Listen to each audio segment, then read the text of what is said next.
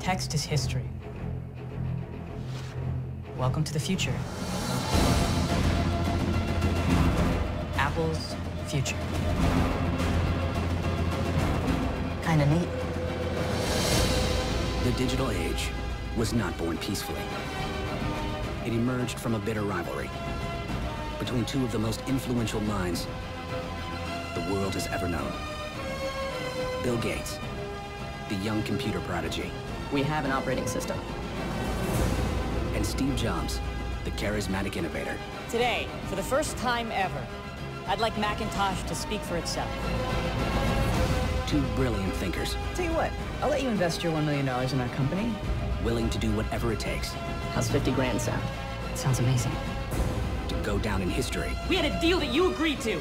As the man who would make the computer personal. If Apple goes down, you've got no one to fight. And change the world forever.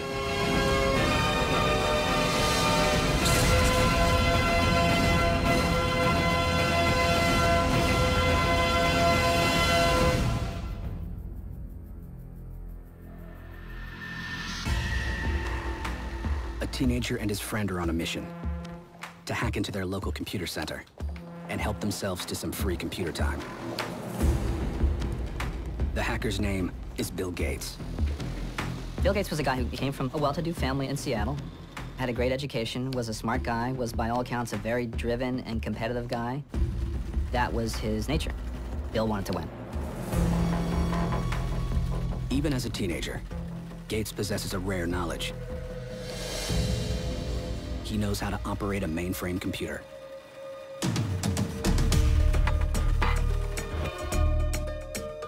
Mainframe computers were these huge computers that experts used, to crunch data.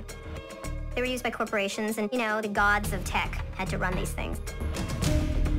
They couldn't be handled by regular people. In 1974, the concept of the personal computer doesn't exist.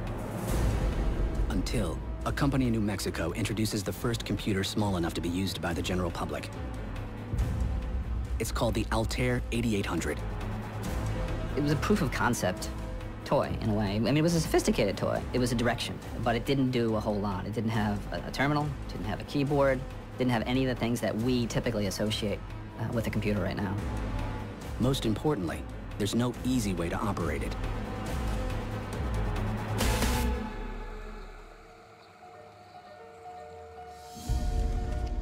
When the Altair is released, Bill Gates is a student at Harvard University. Gates and his friend Paul Allen know that to be useful, the Altair needs a programming language.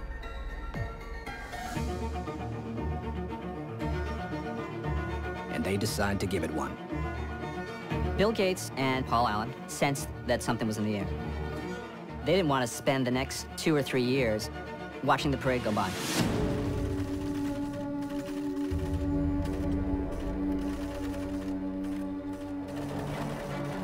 They use an early form of programming in which holes are punched into spools of paper in patterns that form commands.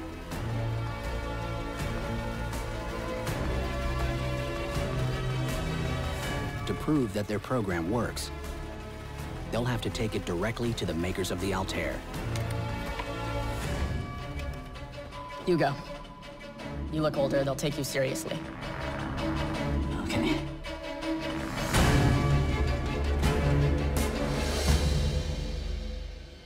But Gates and Allen aren't the only ones determined to make computers easier to use.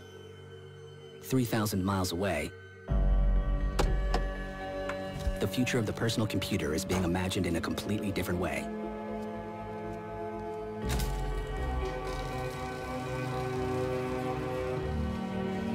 Steve Jobs is a college dropout who has just returned from a spiritual quest in India and has limited experience with computers.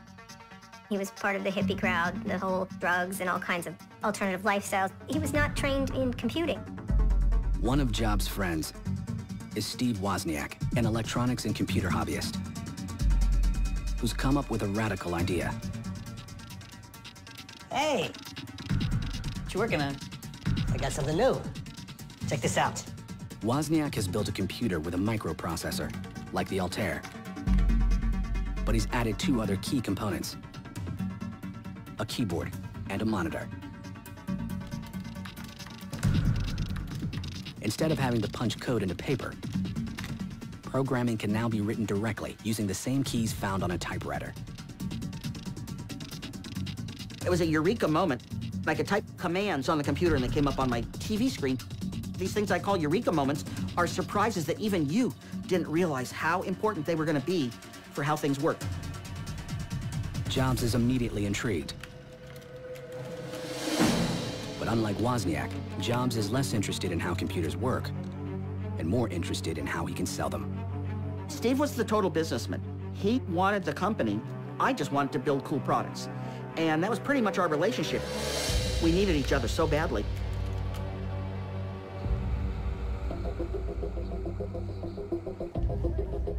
Bill Gates is waiting on word from his partner Paul Allen, who's demonstrating the software they created for the Altair. Okay, this is just a basic language we wrote, but let me type in a few commands and show you how it works.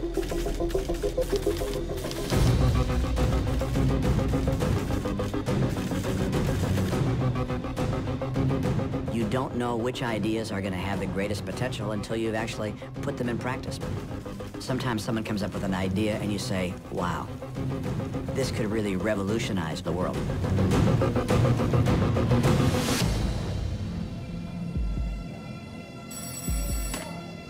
Paul?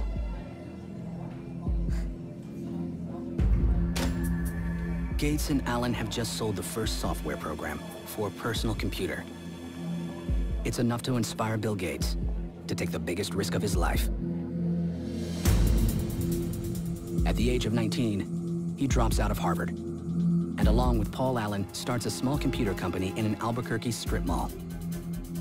They call it Microsoft. In a California garage, another ambitious company is being born. Steve Jobs thinks he can sell the latest computer designed by his partner, Steve Wozniak. After all, it has 16 times the memory of the Altair 8800. Now he needs to give it a memorable name. I was thinking Executech. Maybe, Personal Computers, Inc. No.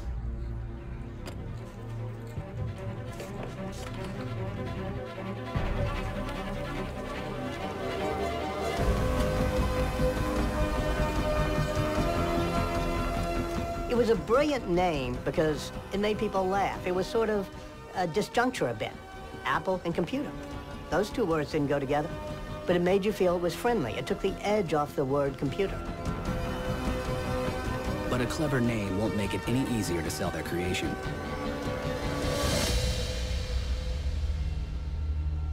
As you can see, we're using the ASCII keyboard and as well as the MOS 6502 chip. Why didn't you use the Intel 8080?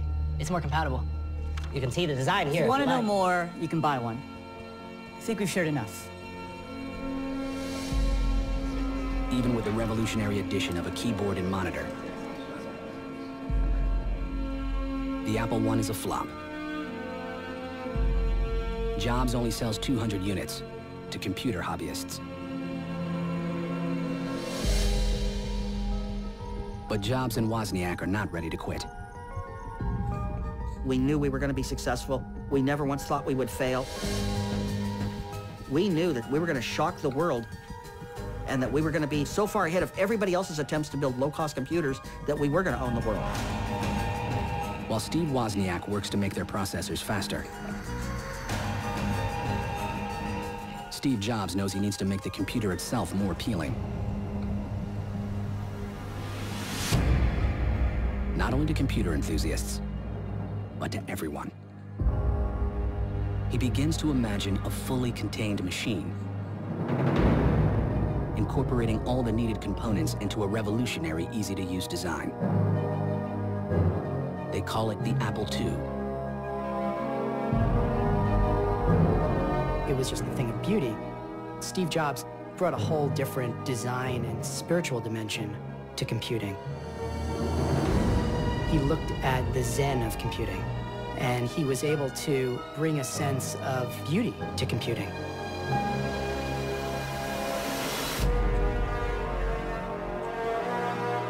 The Apple II was about to change the computer business forever. And one man is determined not to be left behind.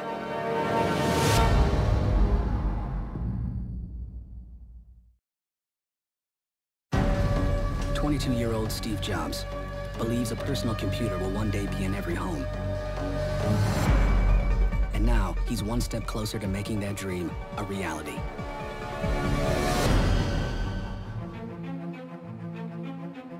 In June 1977, the Apple II was released, and it's unlike anything the public has ever seen before. Its easy-to-use design is an instant hit with consumers. And within a year of its release, the company is bringing in $8 million in sales. We started selling right away. We were so advanced in the computer world. It was color, it was graphics. We were so many light years ahead of everyone else.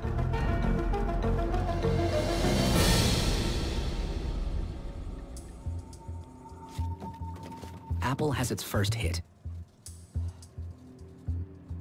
But when Bill Gates gets a look at the computer, he sees a way to advance his own company, Microsoft.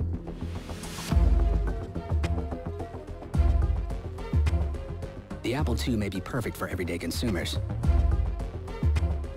but its programming isn't compatible with most business software on the market.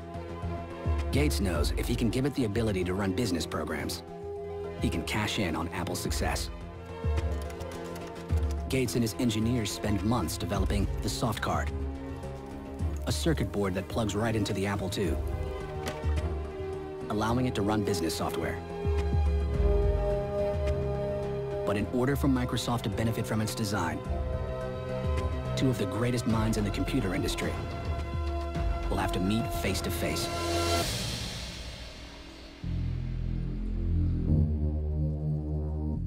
Sure looks good. On the outside. It's what's inside that matters.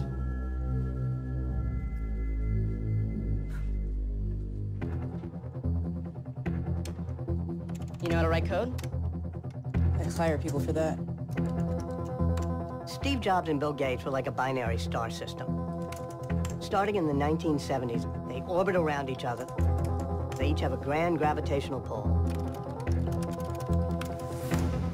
Now you'll be able to run everything out there. Word processors, spreadsheets. Bill Gates has just given Steve Jobs a way to turn his popular home computer into a powerful business machine. It's a win for Apple and for Microsoft. By 1980, selling soft cards to Apple users has become Microsoft's #1 revenue source. And the company triples its sales. But Bill Gates is already looking past Steve Jobs and sets his sights on the biggest name in technology, IBM. For decades, IBM has been at the forefront of business technology. But now they want to get into the personal computer business. The thing that Gates saw that was important was IBM was going to be a big deal in this area. And so he wanted to be the principal software on that PC.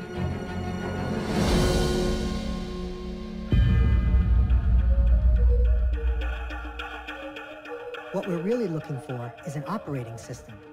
An operating system. I thought you only needed programming languages. We could go with another vendor. I mean, we have an operating system.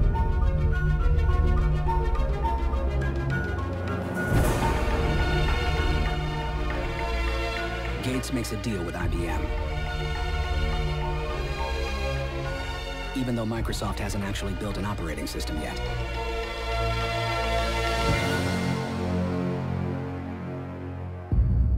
But Bill Gates knows where he can get one.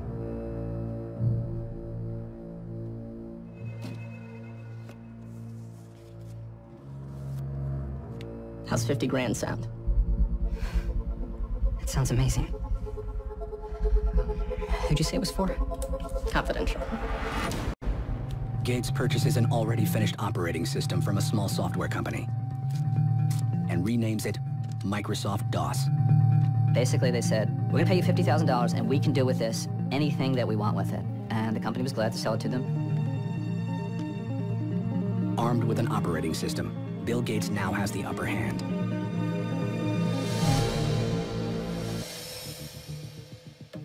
So when he returns to IBM, he makes one non-negotiable demand. I'd like the right to sell it to third parties. Gates is making software, and software was king, and so Gates made the very shrewd idea of creating software that could be on any device. And I think IBM was not thinking of it in terms of where it was headed. Gates negotiates a non-exclusive license to IBM for Microsoft DOS. Now, Microsoft has the right to sell their operating system to any computer company in the world. It probably ranks as the greatest business deal in history. The money that DOS brought in made Microsoft an incredibly wealthy company. And when you have a lot of wealth, you have a lot of power. And you can begin to shape an industry.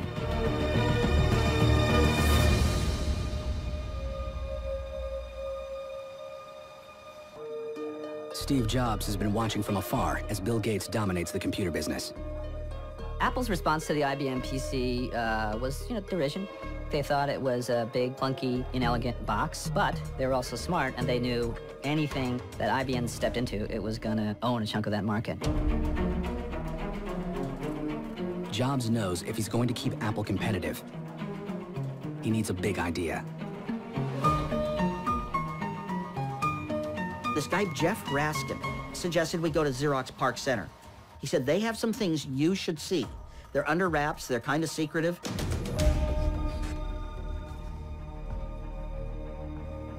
Yeah. So what kind of great things have you got going on over at Xerox PARC? Some object-oriented programming, network stuff. Nothing as exciting as you guys. I tell you what, I'll let you invest your $1 million in our company if you give us a full tour of your facility.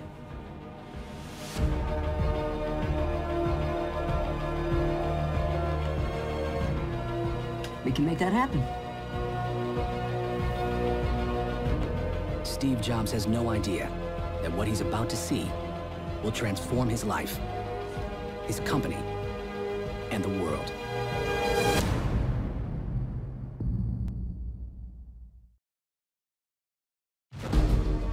By 1980, the Apple II has become one of the most popular computers on the market,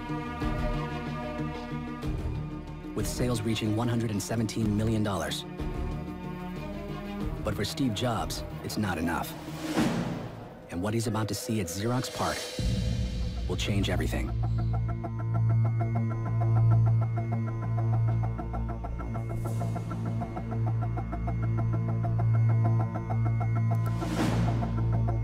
Let me try.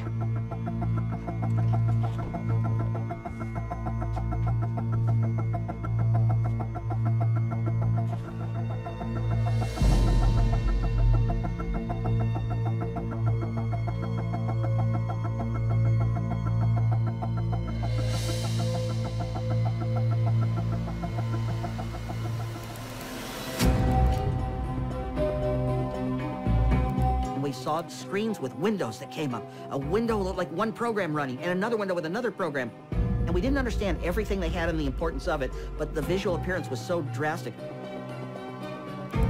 My comment to Steve was, once you have that, you'll never go back. You knew that once you had this machine, you'd want it forever. But what Xerox sees as an experiment, Steve Jobs sees as an opportunity. Xerox, being a big company, couldn't quite figure out, how do we make this into a personal computer? And Steve kept saying, we've got to do it, we've got to do it. They're blowing it at Xerox. We know how to do this.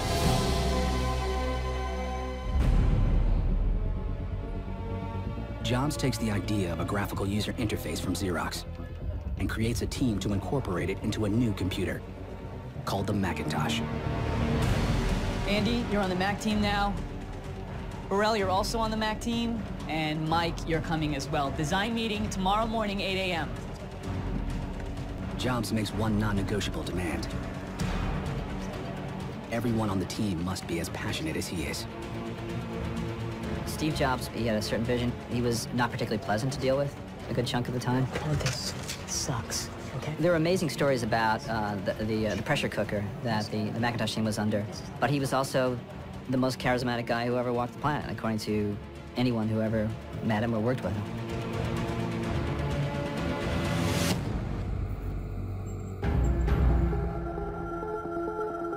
With building the Macintosh demanding all his attention, Jobs realizes he needs a proven business leader to run Apple. Steve needed somebody who could be a crisp manager and marketer. Because Steve was all over the place. He was not a great manager. In 1983, former Pepsi executive John Sculley steps in as Apple's new CEO, just as Jobs is nearing completion on the Macintosh. We're all set. All the top guys? Yep. All in for the Mac. Who'd you pick for software? Microsoft. You trust Gates? There's no one better. What he did for Apple II? Insanely great.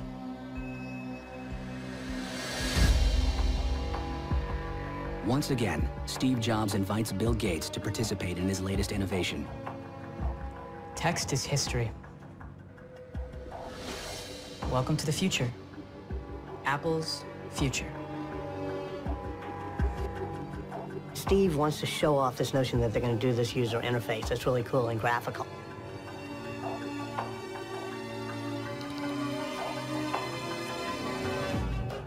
And Gates thinks it's absolutely wonderful, and he's willing to write Microsoft software to be part of it. Kind of neat.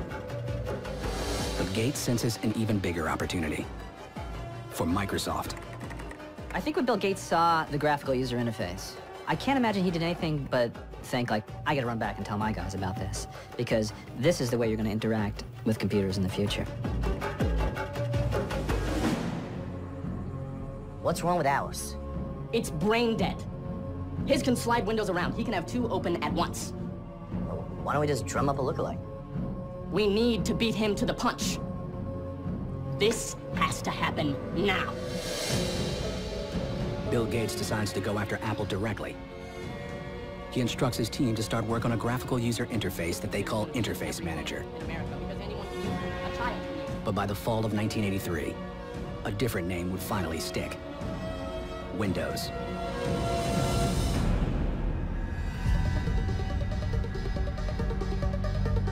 When word of Microsoft Windows reaches Steve Jobs, he's only weeks away from releasing the Macintosh.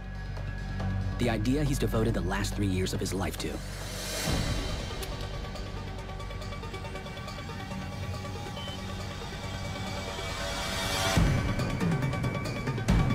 The man who Jobs thought was an ally has declared war. Gates, get him down here now.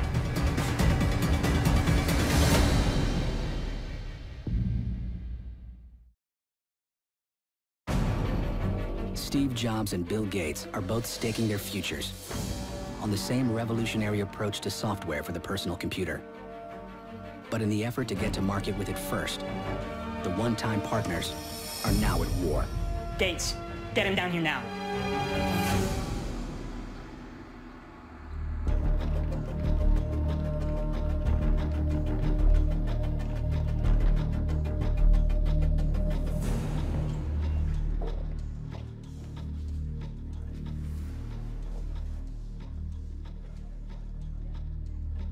Is this how you treat your friends? I trusted you. I brought you in on the Apple II. I brought you in on the Macintosh. We had a partnership. We had a deal that you agreed to. And you're stealing from us. You're killing us, and I'm not gonna stand for it. Bill Gates is a smart guy, and he's a smart businessman, and he recognized an opportunity. He wanted to create a great computer. He wanted to create a great company, a strong company. And you do whatever you have to do to get that. Windows is still 2 years away from being ready. But Bill Gates knows he needs to beat Jobs to the announcement.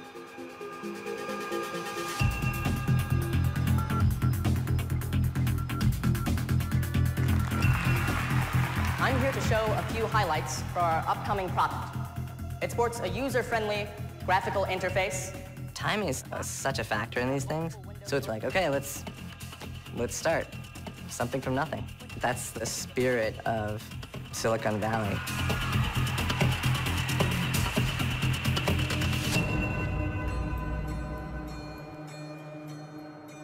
Steve Jobs' dream has been hijacked. But unlike Gates, he has a working product that's ready to sell, and a natural talent for marketing it.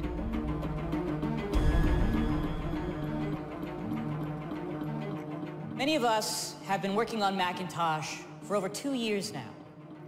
Today, for the first time ever, I'd like Macintosh to speak for itself.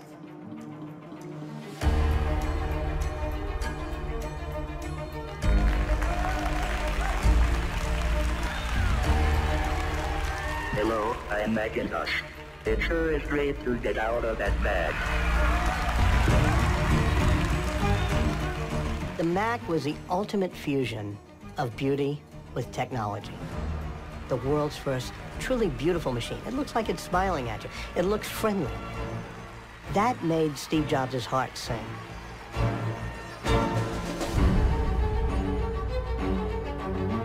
The unveiling of the Macintosh is a hit. But the computer itself is slow and struggles to find buyers. The Macintosh sales fell drastically. We had a factory designed to build 80,000 Macintoshes a month, and the sales fell to 500 a month. Our Apple stock dropped in half.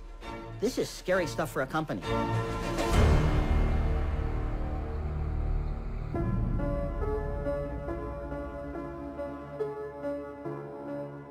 I got with the design department, and I think it's gonna be... Steve, there's no one who admires your brilliance and vision more than I do.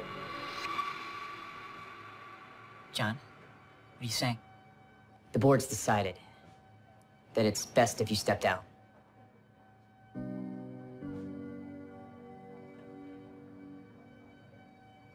Steve Jobs had created a board of people who are all almost like father figures to him. And they're looking at the kid, Steve Jobs, who had become undisciplined, was spending too much money, was antagonizing people, and they finally vote to kick him out of the company he founded. Steve told me it was like a kick in the gut.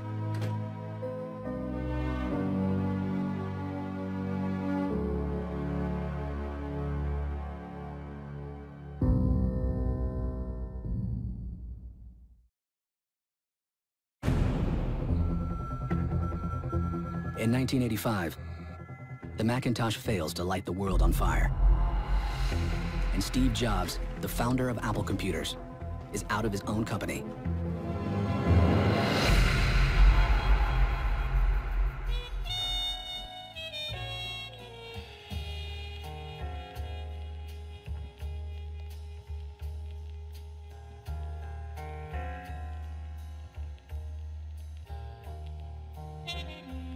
A man who once seemed an unstoppable pioneer has been cast aside.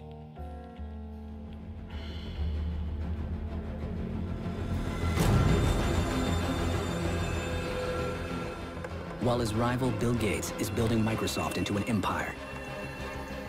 MS-DOS has become the standard operating system on millions of computers. And on November 20th, 1985, Bill Gates and Microsoft introduced Windows to the world. The genius of Bill Gates was to realize that there were lots of computer makers, but somebody had to get them to write for the same specifications. There had to be a standard operating system to essentially tame the Wild West of personal computers. Windows quickly takes the computer business by storm. By the end of the 1980s, 80% of the world's computers use Microsoft's operating systems, making Bill Gates the world's youngest billionaire. But now, Gates goes even further. Microsoft starts to bundle additional programs with their operating systems. Now, anyone who buys a PC automatically gets Microsoft spreadsheets, word processors, and other programs, whether they want them or not.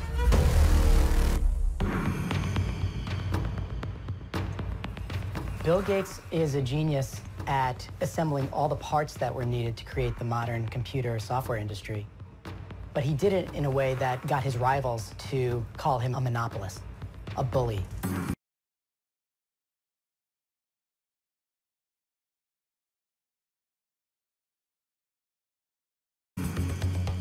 By the mid-90s, Microsoft's aggressive tactics begin to backfire.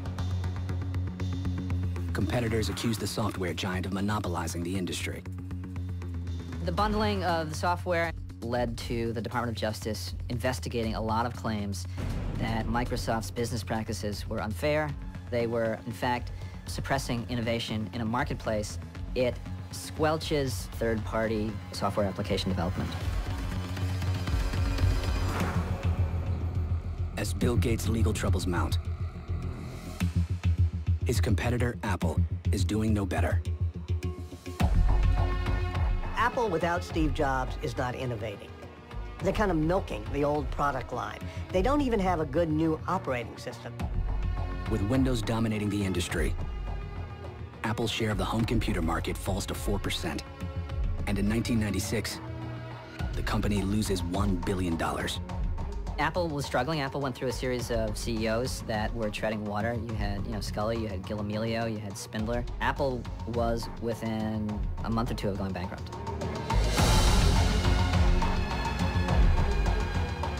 Apple stands on the brink of collapse. So 12 years after forcing him out, the board asked Steve Jobs to come back.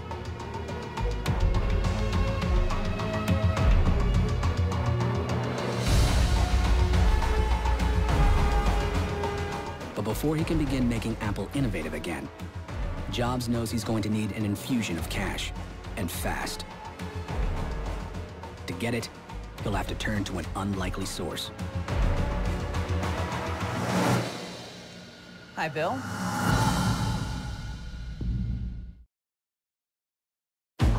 Bill Gates is under investigation for running a monopoly. Steve Jobs is back at the company he founded, but it's on the verge of bankruptcy.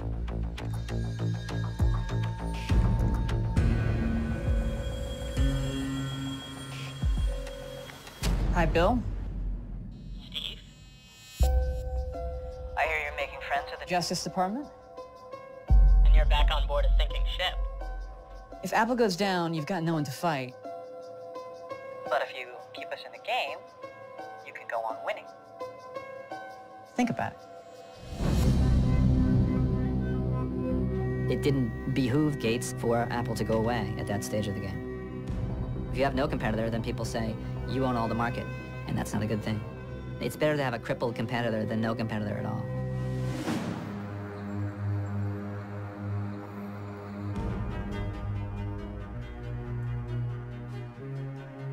Now, I'd like to talk about meaningful partners. Apple lives in an ecosystem, and it needs help from other partners. And I happen to have a special guest with me today via satellite downlink, and if we can get him up on stage right now. Good morning.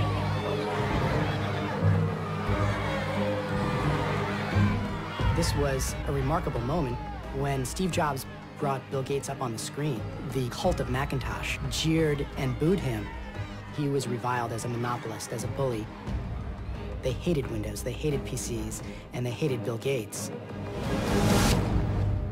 Despite initial backlash, Microsoft invests $150 million in Apple. And Jobs wastes no time turning Apple around. Steve just takes massive control, and he makes sure that the products are just relentlessly beautiful. Like the original iMac, with its translucent colors and that rabbit-shaped design.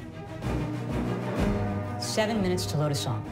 In 2001, Steve Jobs pushes beyond computers. The MP3 player that ruined my day. Into entirely new products, like the iPod. Maybe something better. Nobody knew we needed 1,000 songs in our pocket. We all had MP3 players. But Steve said, no, I'm going to create something that's so great, people don't know they want it, but once they see it, they're going to want it. Everybody says, that's great, but Steve says, no, somebody's going to be smart enough to put this on a telephone, and we'll be left out. So he comes up with the iPhone. In 2007, Fans wait in line as long as over 100 hours to buy what would become Steve Jobs' signature marvel, the iPhone. And Apple is on its way to becoming one of the most profitable companies in the world. The concept that you could carry around and hold these supercomputers in your hands and do all kinds of things with them and interact with the world is a big idea. You had to pick one person who impacted technology more than anyone in this era, it would have to be Steve Jobs.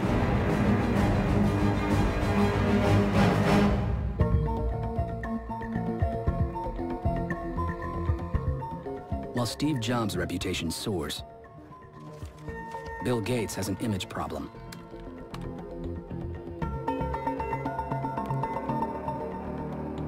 And if we can get him up on stage right now.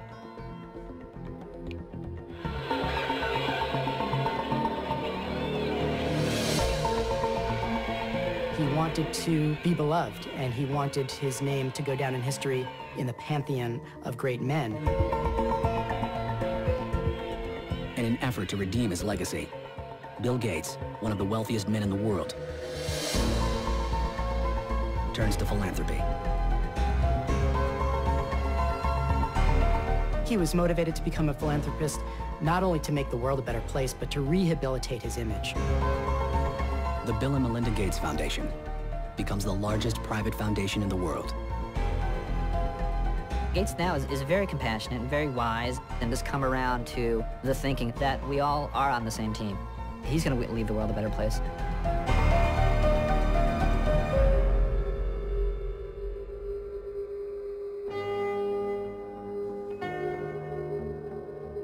For years, Steve Jobs has been downplaying the news that he's suffering from pancreatic cancer. By 2011, his health problems forced Jobs to resign as Apple's CEO. Maybe he didn't know he was dying, but he knew he had limited time on this planet. Death became an important motivator for him, and if you think about it, everything that he did that people remember him for today were when he was dying.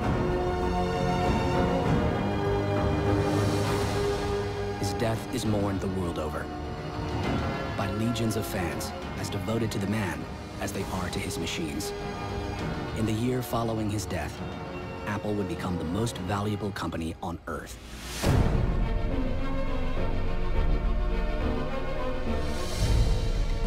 The relationship between Steve Jobs and Bill Gates was very complex. They were like brothers in a way. They were with each other every step of the way, sometimes rivals, sometimes friends. They were mean to each other, but eventually reconciled, because they were the two pioneers that built the industry.